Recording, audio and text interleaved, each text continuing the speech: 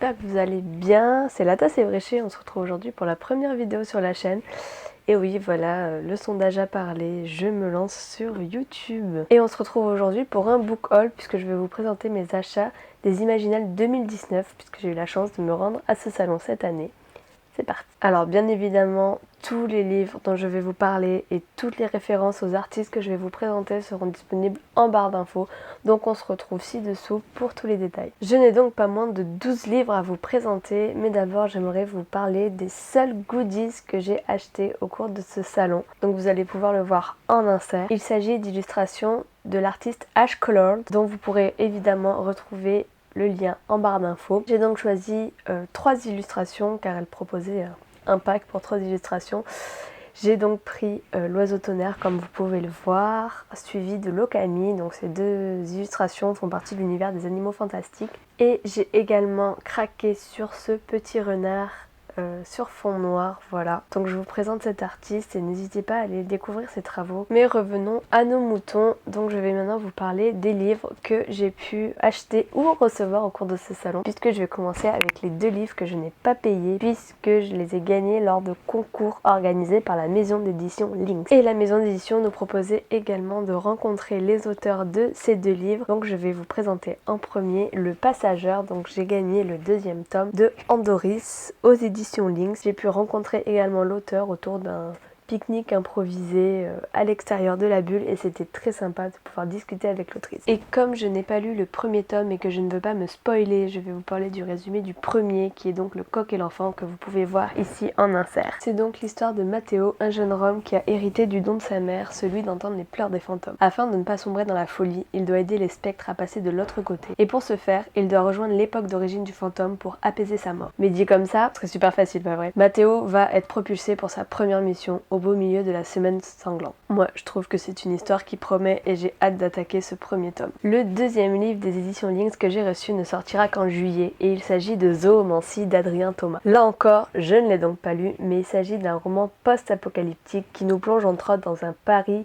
victime de la montée des eaux et où se mêlent des liens particuliers entre homme et animal. Et je n'en sais pas davantage puisqu'il n'en fallait pas plus pour me convaincre de tenter ma chance pour ce concours. J'ai donc également pu rencontrer l'auteur lors de ce petit pique-nique improvisé et il nous a fait des dédicaces illustrées à tomber par terre. J'ai donc demandé un lémurien sur un narval. Passons maintenant aux achats en bonne et due forme. Je vous présente donc les 2 formats poche que j'ai achetés au cours de ce salon. Premièrement, je me suis procuré Que passe l'hiver de David Brie qui a été coup de cœur des Imaginales cette année. Il est ici dans sa version pocket, mais si vous êtes fan de la couverture, sachez qu'il est également sorti en grand format avec la même couverture aux éditions de l'Homme sans nom. Et j'ai déjà un autre livre de cet auteur dans ma pile à lire. Il s'agit du Garçon et la ville qui ne souriait plus, édité chez Lynx Éditions. Et je dois vraiment me pencher sur les œuvres de David Brie. Que passe l'hiver, c'est donc un roman de fantasy avec tout ce qu'il y a de plus classique, la quête initiatrice, le méchant, les prophéties, mais le résumé promet aussi quelque chose d'assez sombre et il n'annonce rien de moins que la fin d'un monde. Vient ensuite un autre format poche qui est sorti auparavant aux éditions de La Volte. Il s'agit de l'édition poche de La Horde du Contrevent de Alain Damasio. Et oui, mesdames et messieurs, je manque à tous mes devoirs puisque je n'ai pas encore lu ce qu'on m'a vendu comme étant un chef-d'œuvre de la fantaisie française. Mais je compte bien rattraper le coup puisque j'ai profité de la présence de l'auteur aux Imaginales pour me faire dédicacer cette version poche. La Horde du Contrevent, c'est l'histoire d'un groupe de 23 hommes ayant pour mission de remonter le vent afin d'en trouver l'origine. Outre l'histoire et la plume qui sont réputées fabuleuses, ce livre a aussi pour originalité de commencer à la page 702 pour finir à la page 0. Il serait donc grand temps que je me plonge dans ce classique. Et enfin, nous pouvons maintenant passer à mes 8 gros craquages du salon. Cette fois-ci, je me suis pris les grands formats. J'ai d'abord pu croiser Alison Germain, autrement dit Lily Bookin, pour lui prendre enfin son premier tome de sa saga Le Souffle de Midas. J'ai été ici assez heureuse de le trouver puisque c'est un roman qui mêle urban fantasy et mythologie grecque, une de mes périodes favorites de l'histoire. Mais je n'en sais pas plus sur ce roman car j'évite de regarder les avis afin de ne pas perturber le mien. Et je me suis ensuite arrêtée sur le stand des éditions de l'Homme sans nom que j'avais très futuritaire avec Les Bras de Morphée de Yann Bec. C'est un thriller d'anticipation biologique qui prend place dans un Paris 2184. On y suit Yann qui s'y réveille après un long sommeil sans aucun souvenir de son identité. Et j'ai hâte de le lire puisqu'il a l'air de parler de dérives génétiques et de conscience collective, tout ce qui m'intéresse en termes de dérives de la société.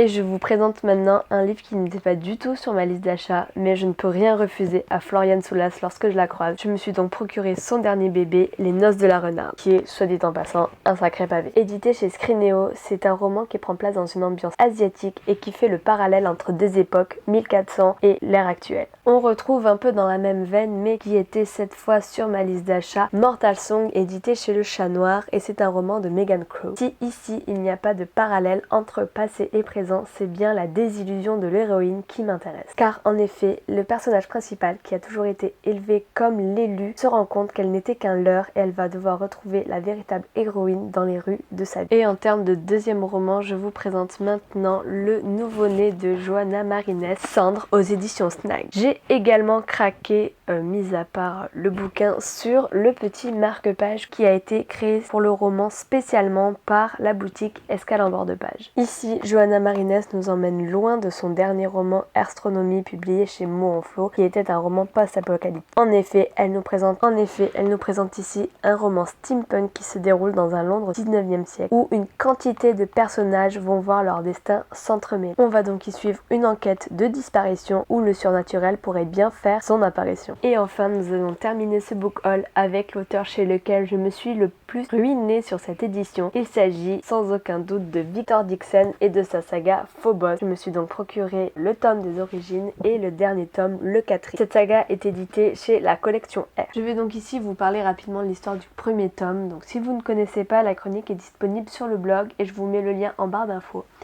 Mais c'est une science-fiction dans laquelle 12 jeunes, 6 filles et 6 garçons, décollent à bord du vaisseau le Cupido pour aller coloniser Mars. Tout au long du voyage, ils seront retransmis en direct sur la chaîne de télévision Genesis et ils participeront à des speed dating pour former des couples pionniers de la planète Mars. Très vite s'ajoutent en fond d'autres intrigues d'ordre technique et transforment cette saga en un thriller passionnant et complexe. Le tout avec une plume et une mise en page extrêmement soignée. Et enfin, on termine avec le livre que j'ai pu récupérer en avant-première. Il s'agit de Cogito, toujours dans la collection R, toujours de Victor Dixon. Et c'est cette fois-ci un ouvrage de science-fiction traitant des dérives de l'intelligence artificielle que nous présente l'auteur. Évidemment, quand ça touche aux sciences, Bibi est dans le coin, hein, donc il était impensable que je reparte sans mon exemplaire. Comme vous avez pu le voir grâce au marque-page, j'avais commencé à le lire, mais j'ai eu des retours comme quoi il parlait un peu de la fin de Phobos, donc je l'ai mis en pause, histoire de terminer la saga avant de me faire spoiler. Mais vous noterez quand même que la mise en page est exceptionnelle et que la couverture dorée tout en relief est magnifique. Et voilà, c'est tout pour cette première vidéo, j'espère que ça vous a plu. Pour moi c'était un petit peu un test pour voir si j'étais suffisamment à l'aise devant l'appareil photo pour pouvoir me lancer en vidéo. C'est vrai qu'après 2 ans et demi de blog, j'avais envie de varier les contenus et les supports de partage. Et ça faisait donc un moment que tourner des vidéos me trottait dans la tête. N'hésitez pas à me dire en commentaire si ça vous a plu, si vous avez lu l'un ou l'autre des romans que j'ai acquis au cours de ce salon. Et surtout, qu'est-ce que vous en avez pensé. Je vous souhaite de belles lectures et je vous retrouve très vite ici ou sur mes autres réseaux sociaux. Et d'ailleurs, n'hésite pas à aller t'abonner sur Facebook et Instagram. Quand même intimidant de parler à son appareil photo.